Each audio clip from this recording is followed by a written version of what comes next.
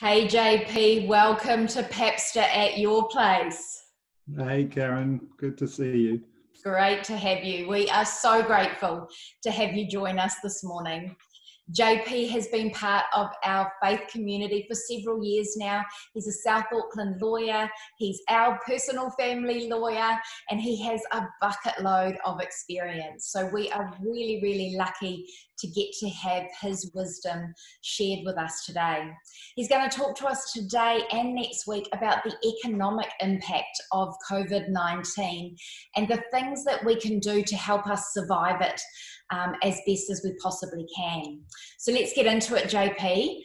Question number one, how is this COVID crisis likely to affect New Zealanders economically as a whole? Yeah, well, I won't sugarcoat it, Karen. I think it will affect most New Zealanders. Some will be affected more than others. So, if you just think about the various industries, look at tourism. We've heard in the media, a lot of people have lost their jobs, and within New Zealand, it will affect thousands. Tourism, people aren't traveling, so the hotels are empty, and that doesn't only affect the big chains, it affects the workers, the cleaners, the people that supply these. Yeah. And you can list them all, retail, sales, real estate, imports, exports. I think there'll be a big slowdown, and that will affect everybody because, there's less money coming in, so people are spending less, and it's that cycle. It just has such a flow-on effect, doesn't it? It does, unfortunately, and I think the longer it goes on, the worse it will be. I'm not saying it's the wrong thing. I think it's the right thing that we are in lockdown, but yeah. Yeah, but it is going to affect us. Yeah. It is going to affect us. So there's definitely uncertain times ahead for our economy and possibly our income as well. What can we do now to help us navigate our way through this? Yeah, look, I think there are things we can do to mitigate the fallout. I think the first thing is, make use of the help that's available. This has come from left field. There's no shame in asking for help if you need it. For example, if you're a tenant under a residential tenancy agreement, and you've had a reduction in income, perhaps talk to your landlord, see if you can make a plan together to reduce the rent. You would have heard in the media there's an employee subsidy scheme, and that's really designed to help businesses keep staff employed. There's also a loan scheme that's going to be government guaranteed. So this will help businesses to get loans of up to $500,000. There's some criteria that have to be satisfied, but again, if this might help businesses stay afloat, and then that has a flow-on effect, and it keeps staff employed and so on.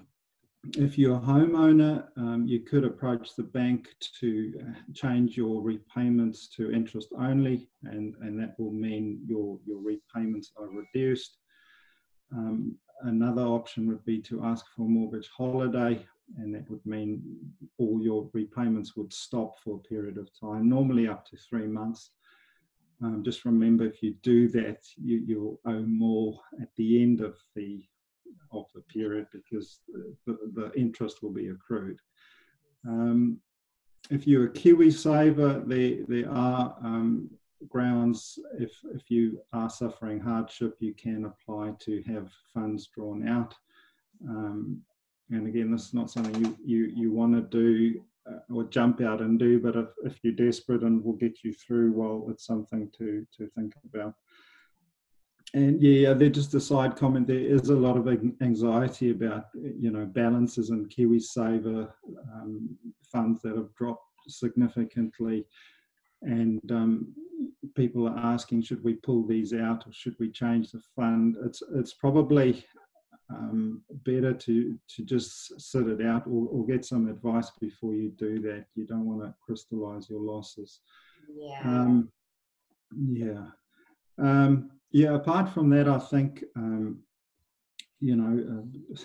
we've got time on our hands and the temptations to do online shopping and things like that, but it's probably, best not to be careful with how we spend our money.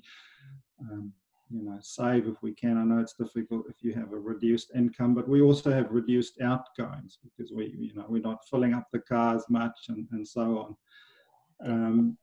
Do a budget.